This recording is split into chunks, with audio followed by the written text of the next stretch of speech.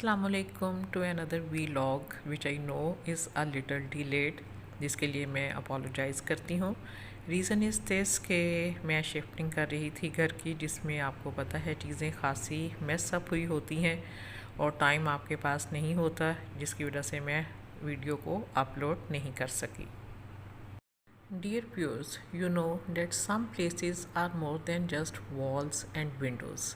They hold memories, they hold laughter, they hold a thousand of little moments that make them feel like home.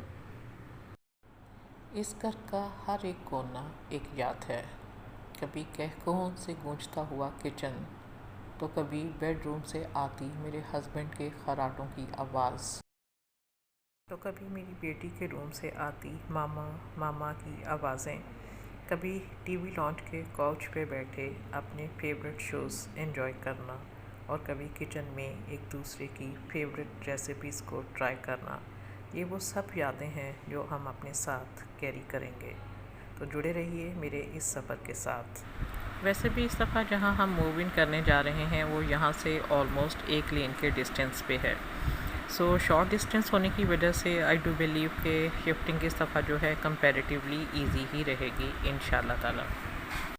बार बार की shifting से इतना तो सीख ही लिया है कि काम को प्लान कर लेना चाहिए और डे वाइज डिवाइड कर लेना चाहिए। जी, तो मैंने शिफ्टिंग को 6 डेज़ में प्लान किया है। इस व्लॉग में आपको मैं अपने 2 डेज़ की प्लानिंग जो है वो शेयर करूँगी। डे 1 जो है इसको मैंने प्लान आउट किया है in order to wash all the centre pieces, all the carpets and all the curtains of the house. उसमें भी आपने देखा कि सेंटर पीसेस कारपेट्स वगैरह तो धो के जो मेरी हेल्पर है उसने डाल दिए हैं। अब बारी आती है कर्टन्स को वॉश करने की। अभी आप सोच रहे होंगे कि विंडो पे हैंग हुए हुए मैं कर्टन कैसे वॉश करवा रही हूँ।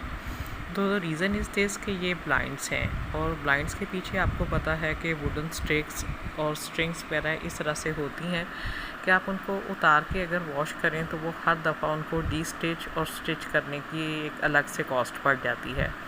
तो चूँकि वहाँ पे मेरी जो विंडो का साइज़ है न्यू हाउस में वो ऑलमोस्ट सेम है, मुझे कोई एडजस्टमेंट की ज़रूरत नहीं है, इसलिए आई थॉट कि मतलब मुझे स्टिचिंग और डी स्टिचिंग के झंझट से ख़ुद को बचाना चाहिए, और इसी तरह से विंडो पे लगे लगे हमने कर्टन को यानी ब्लाइंड को वॉश किया है। और इसमें मैंने एक आध दफ़ा पहले भी ये एक्सपेरिमेंट किया और ये बहुत सक्सेसफुल रहा, कोई प्रॉब्लम नहीं आई, तो मैंने उसी को